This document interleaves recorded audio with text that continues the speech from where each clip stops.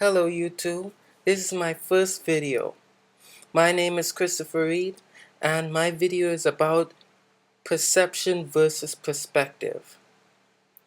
And your perception is what you interpret the world as to be, and your perspective is the angle or point of view on a particular object or subject. And today's video is describing the difference between them and the ways they overlapped and how both of them apply together on how we learn and observe our world. This video is broken up into segments consisting of pictures, words, ideas, not necessarily concrete ideas.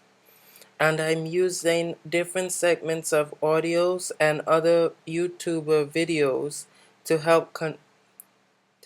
help support my claim that words, pictures, and ideas developed by society or an individual or a group can warp an individual's sense of perception of what is right or wrong, what is beautiful or ugly, what is good or bad, what is just and unjust, or what is simply unpleasant or pleasant. First, I'm going to start with an audio recording of Alan Watts describing the difference of Buddhism and science. Specifically, he's going to talk about a Maya principle, just as scientists, a placement of collection of knowledges, a metaphysical abstract chart we project onto reality to help us understand our real world. If we have a form of this kind, a rather wiggly form, as I've sometimes said, the natural world is full of wiggly forms, and science, in dealing with the natural world, is an attempt to describe them exactly. If we describe this particular form poetically, as distinct from exactly, we might say, well, it's like a flame dancing above the fire, burning gas, or something of that kind. But the interest of science is to describe these forms very precisely indeed. And to do so, it employs a method which is fundamentally like this: to superimpose over the form some very simple, regular pattern in terms of which the form can be described. And what we see here is a system of squares which can be described accurately because they can be numbered up and down. And if we were, for example, to fill in the light gray area, the squares over which the form passes, we should get a rather rough but still approximate formal equivalent of the original figure. But you notice in the top left-hand corner of the screen that where the squares are drawn much more finely, you get a greater approximation to the original figure. In other words, the whole method of scientific description is one of, shall we say, putting things in boxes. Basically, this is the act of classification, of representing the complex forms of the world in terms of simpler, regular forms that we can understand, regular forms that we can count, measure, classify, and so on. And in this way, we get a well-controlled description of physical reality.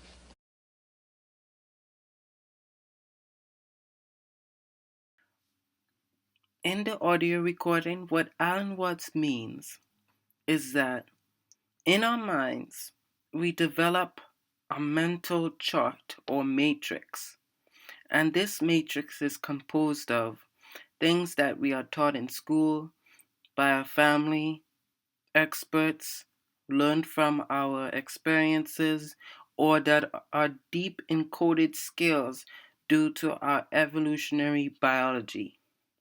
And this matrix allows us to understand, grasp, interact, and manipulate and control nature. By placing this matrix, we are allowed to make sense of the real world. But in reality, the matrix itself does not reconcile with concrete reality. It is just a way for us to connect to it. For example, the constellation of the stars are developed by connections and similarities to form mystical animals. The very constellations are properties of our minds and do not really exist in the natural world. Now, I'm not saying there's no such thing as patterns or rhythm, but what I'm saying is that the things that we place onto reality is only exist because they do not really reconcile, but are based on objective judgment, and they abide by convention. Another example of this is the ability to draw patterns of electromagnetic magnets. The constellation of the stars, as mentioned earlier, and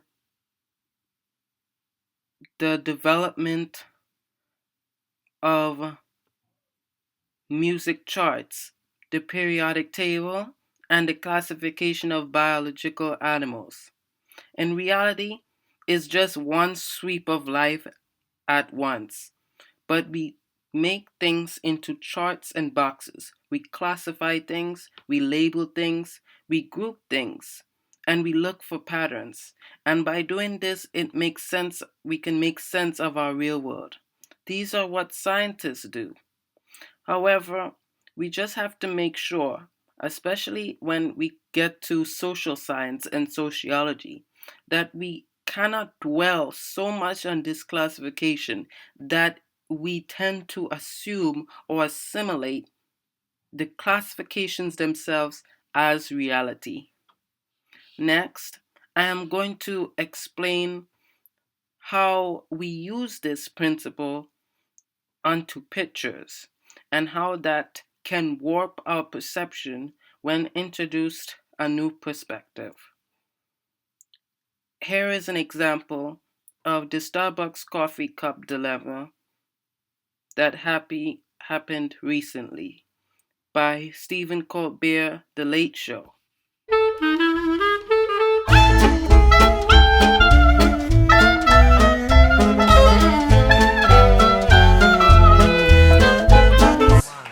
People are angry about the election, but they're angry about everything these days. For instance, now it's about time for the annual tradition for everybody to get mad about Starbucks holidays cups, okay? Now, Starbucks has not unveiled their official holiday cup yet, but, this is true, the new pre-holiday cup is out. Here it is. Can you shot of that, Jimmy? There you go. Pre-holiday cup, okay? It's green and has a picture of people drawn with one continuous line, okay? Because what says Starbucks more than a line that goes on forever?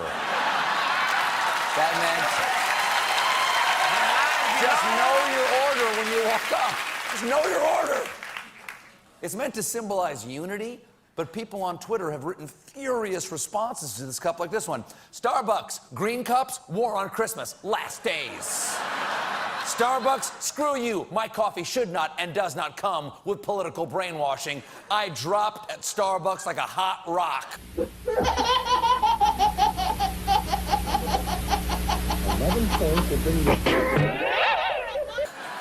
And perhaps the hottest take of them all, this is ugly. I want snowflakes.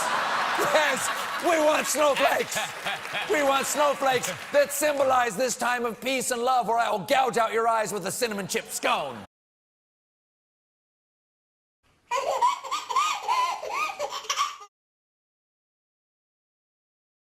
Now, at first, I was thinking this would be really strange and quite ridiculous on how people are acting because of a Starbucks coffee cup. But then, after some deliberation, there's some scrutiny that needs to be applied. The reason why were acting so outrageous and so angry on Twitter about the Starbucks cup is because Starbucks is a very good brand. It's one of the greatest coffee cups. One of the greatest coffee. And everybody likes Starbucks coffee. So, therefore, not only the taste of the coffee, but anything that applies secondary, such as the design of the coffee, the marketing, the prices, are all accumulations that develop the existence of the Starbucks cup, as well as the relationship of the customer and buyer of the Starbucks cup. And if those things, one of those variables change, there's no surprise that the customer tends to feel disgusted, uncomfortable, or very angry. In this particular case, the Starbucks cup, the new perspective was the Unity Cup. As Stephen Colbert said, it consisted of a continuous line of green, of people in green and in the middle white. The point of this cup was to symbolize unity of this time, of that particular time. However, people did not perceive or interpret it that way. Because the picture was different, they shifted back to their own values, wants, and needs towards the cup. We human beings naturally don't like change, naturally. But at first glance, this is very reasonable to behave this way. However, holistically, in the long run, change can be the good. But the question is whether or not if the change is for the better of the people or if it's not. Or if it's just change for a particular few or a particular individual. In this case, Starbucks meant no harm. They didn't mean or have intentions of political brainwashing. But because at that particular time, the collection of values, family values, family interpretations, teachings, education, and all of the internal social institutions that play a role into the individual's life internally, as well as their surroundings, external environment in which they live, and the social institutions where they take advantage of, or collect of what Alan Watts calls the Maya, the mental chart. And whenever we interpret something, our society and biology is connected together into a mental chart that is laid upon reality. In this particular case, the individuals were taught that Starbucks had a certain color, shape, and design on their cups. They were also taught and learned throughout their environment at that particular time that the election was kind of heisty and very controversial. And everyone was really upset, and according to most people, the country became divided at that time. People were looking at each other in a different way because of different points of view.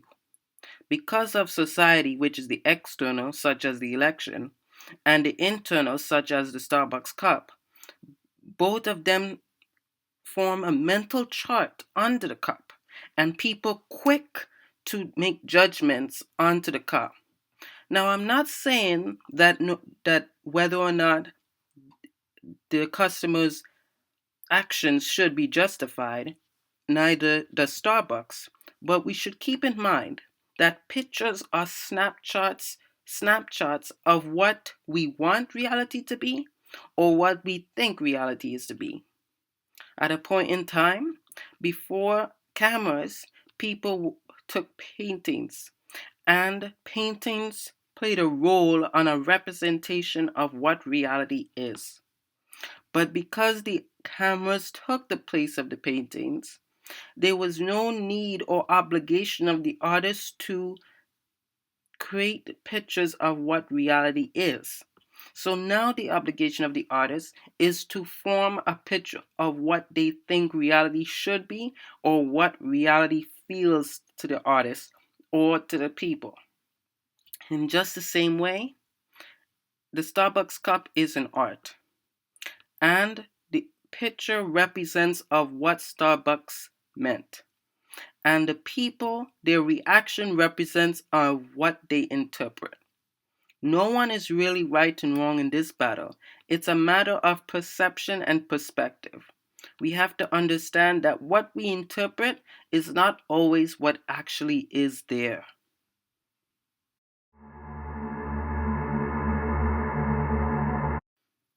The next segment of this video is specifically words.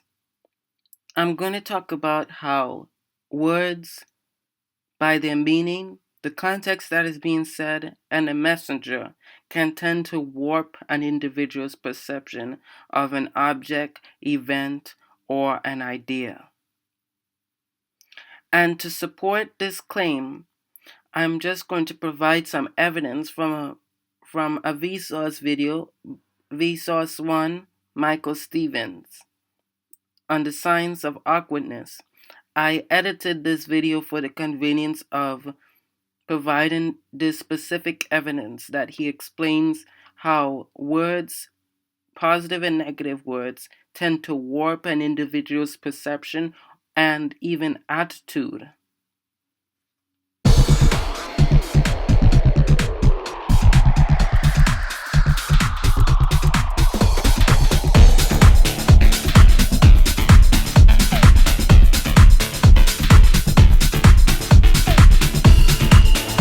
Negative social interactions and negative emotions have a greater impact on our mental states than positive ones. In fact, we have more words for negative emotions than positive ones, and a richer vocabulary to describe them.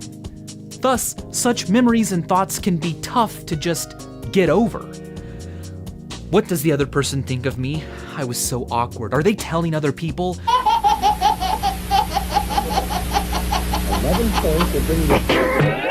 We replay social encounters in our heads over and over again. Surely the person we were awkward with remembers us the same way we're remembering ourselves and is equally fixated on that awkward thing we did. Or are they? A great wet blanket for smothering the fire of self-conscious anxieties is perspective. Consider the famous advice of Eleanor Roosevelt. You wouldn't worry so much about what others think of you if you realized how seldom they do.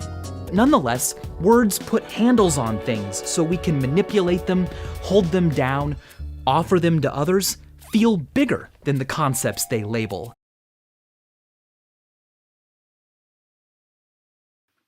In Michael Stevens' Vsauce video, he's stating that words transforming to actions, transforming to perception, transforming to habits, which transform into social norms, which transform to solid, concrete words that we interpret or agree that are negative and positive. And because there are even some negative words that there are more negative words than positive ones, there's not to necessarily say that there are more negative feelings or negative possible feelings that one could have than positive ones. But because words tend to grapple experiences, words consist of bunches of meanings, context clues, how you use them, the spelling of the word, experiences, all tied into one. And just like Michael said previously in the other segment, that words can grapple. We can turn them, we can twist them to our likings, and because of this phenomenon, because of the use of language, you have the ability to persuade someone.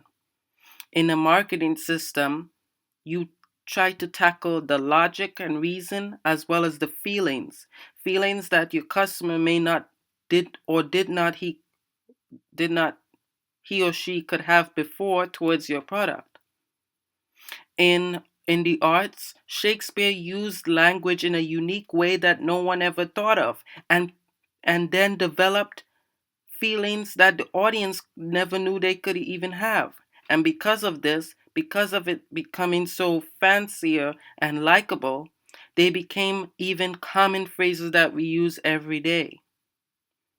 Words can literally gear someone's perception, and because of this, their attitude and towards action. And as an example of this evidence that Michael Stevens supports my claim, I'm going to give an example of this phenomenon by Euphemisms by George Carlin.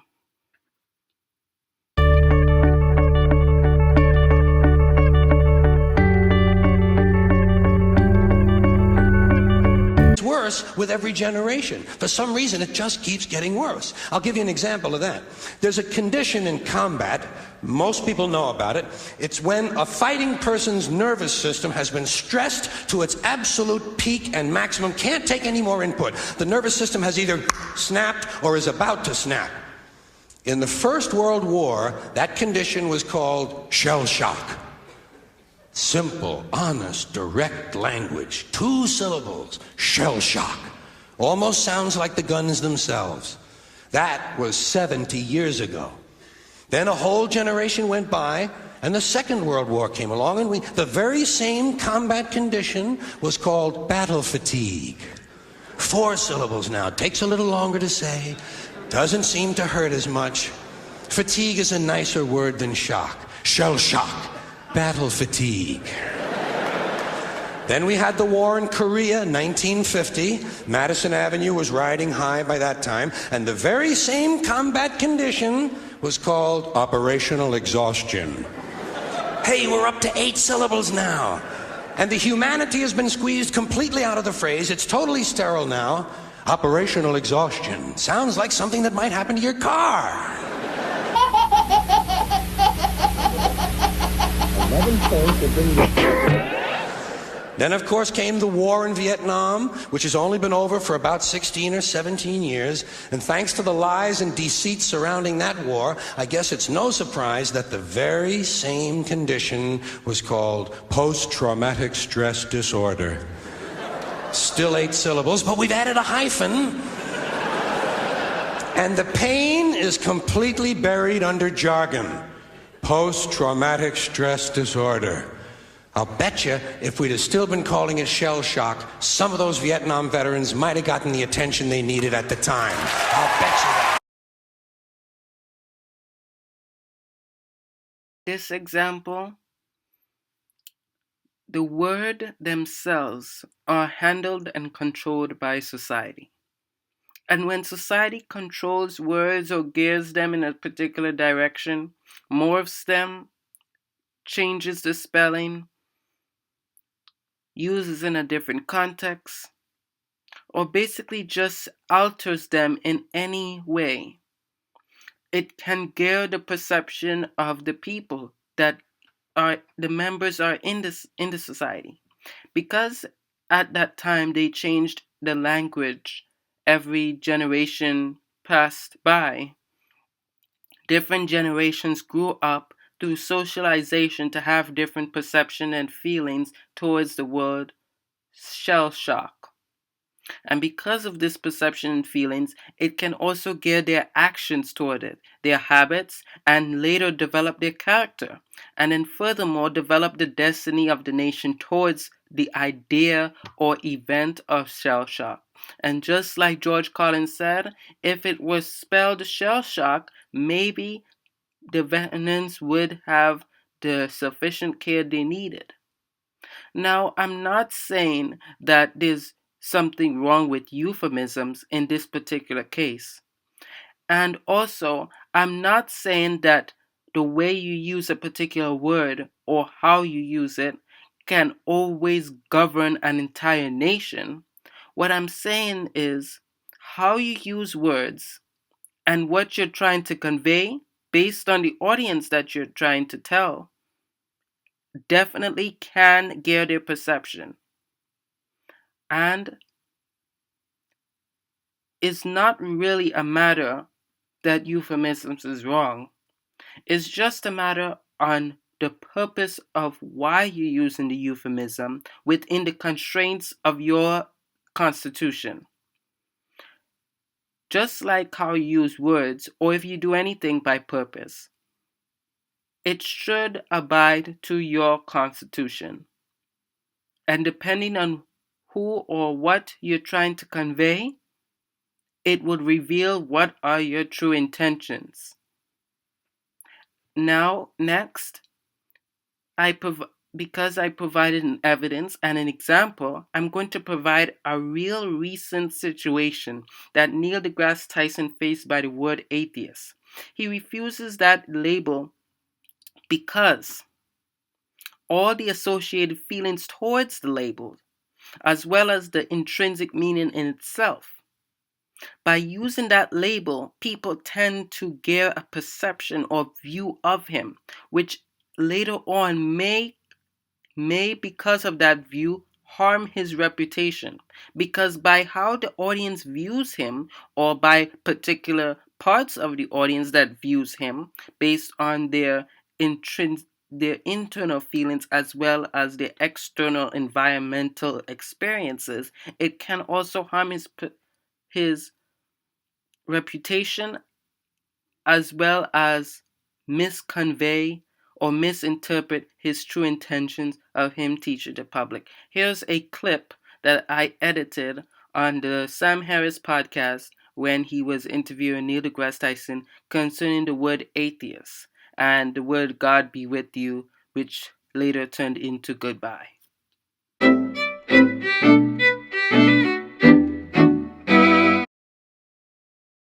Real weakness in the term, but there is a difference. I think there's a difference between the two of us, at least in our public persona, which is I don't do anything to dodge the term, because if someone asks me if I'm an atheist, I will go on to say, very likely I will say how empty that term is. I mean, it has no philosophical content, and it doesn't capture any of what interests me about, quote, spiritual experience and things like meditation, etc. But I won't dodge the term because, but from the view of most religious people, I am an atheist. I think these books were merely written by people, and I mean that's really all you need to be sure about to be an atheist from the Christian or Jewish or Muslim perspective. And so I'm wondering, based on this Twitter storm I got, I think somewhere you have called yourself an agnostic as opposed to an atheist. So I just want to ping you about that. Is that how do you relate to those terms? It's not even that I called myself an agnostic versus an atheist. It's that if you require that I give myself a label, then the closest word I can come up with is agnostic, not atheist. But I would rather have no label at all. So that greatly resonates with you, but perhaps for different reasons. The only ist I am is a scientist. Beyond that, a label is an intellectually lazy way to assert you know more about a person than you actually do, and therefore don't have to engage them in a conversation. Oh, you're an atheist. Bam! Out in comes a whole portfolio of expectations of what you'll say, what your behavior is, what your attitudes are. And what I have found, by the way, hold aside dictionary definition of atheist, because that's actually irrelevant to me. It's irrelevant because the dictionary does not define words. The dictionary describes words as they have come into meaning, at least in the English language, less so in French, I'm told, because they have like word bureaus that see your usage. The Academy. So words are living things. And I have seen the conduct of outspoken atheists, and there is conduct they exhibit that I do not. And so if there's an emergent sense of what an atheist is, and that sense is being defined by those who are most visible, then I have to say there's got to be some other word for me, but not that word. from goodbye. What was goodbye? You'd leave the city walls, God be with you, because it was dangerous out there. And God be with you got contracted over the years, and it just says goodbye. I was at an atheist conference, and I asked people in the room, who here uses the word, after I was raked over the coals for saying Godspeed, I said, who here uses the word goodbye? Everybody raised their hand. I said, did you know it meant God be with you? Oh, ooh, I didn't know that. Ooh. 11 points will bring you. The reason why Neil deGrasse Tyson was afraid of the word atheist, or specifically, to phrase it his terms, the label atheist, is because when associating someone and directing someone, a label, like he said, is an intellectually lazy way of asserting certain things about someone that you don't really know. Now, as we learned previously, remember in the audio recording of Alan Watts describing our need to classify things and our Maya principle, the matrix that we develop upon reality? Well, that same method is being applied here. In the science world, specifically the physical science like physics and chemistry, and the life sciences as well as biology, we classify things, we observe things, we do experiments. And by recognizing patterns, by observing these patterns, by tweaking out these patterns, we are able to make predictions and draw important conclusions, laws, and make discoveries, and make even further theories upon that interworking knowledge we have gained. Therefore, this cumulative knowledge is built upon by classifying and labeling things. But here's the problem, here's the misconception. Up until you reach a certain point, for instance, social psychology, and maybe even psychology and to sociology, you cannot really take this existential property of classification when classifying people. Because in people, there are different cultures, doctrines, religions, race, backgrounds, as well as different beliefs, groups, organizations which govern and conflict different and have different perceptions and views on certain things. So what I'm trying to say is this: there's nothing wrong with classification, but you cannot take the same terms that you classify in the physical sciences and use that same thing directly in the social sciences, specifically like sociology or anthropology. Because unlike nature that remains constant, like for instance the law of gravity, the laws of gravity will be 9.98 meters per second acceleration due to gravity anytime on average on Earth. That is a very straightforward concept.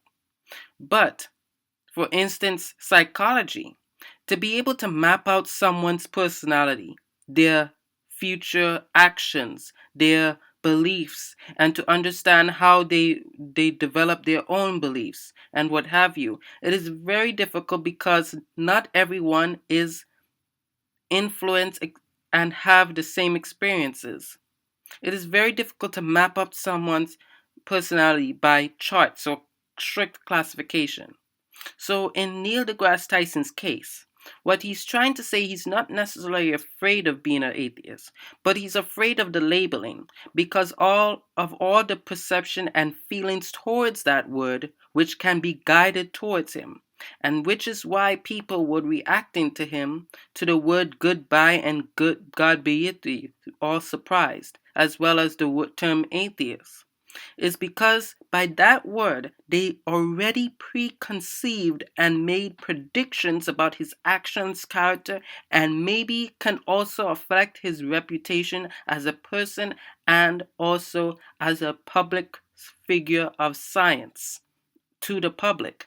And this is troubling because maybe not suggesting it would go straight forward like this, but if it were to continue, people could also have misconceptions and make further predictions about his destiny and character and intentions towards the public, and that's dangerous. So what I'm saying is this: there's nothing wrong with classification, and we human beings need to classify things so we can interact with them. If we cannot classify and identify certain things, we end up in a chaos, a state of nature. But what I'm saying is that we shouldn't jump to conclusions.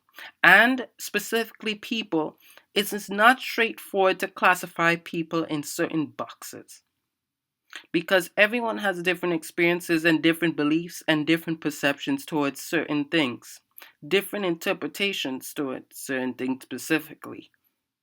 So what I'm saying is this. In Neil Tyson's case, the term atheist meant certain character or actions that were tied to it. And because Neil did not succumb or conform to that idea, it caused a disturbance or a misconception in the person's and the audience's mind, and therefore had a mishaps on what Neil Tyson stands for and his intentions, as well as the audience stand for and their intentions of listening to him. It's a matter of perspective, which is Neil, and the perception is the audience. And this is the same word premise that I described as Michael from Vsauce used evidence and George Carlin explained. This is the actual phenomenon at work. It's a cognitive dissonance.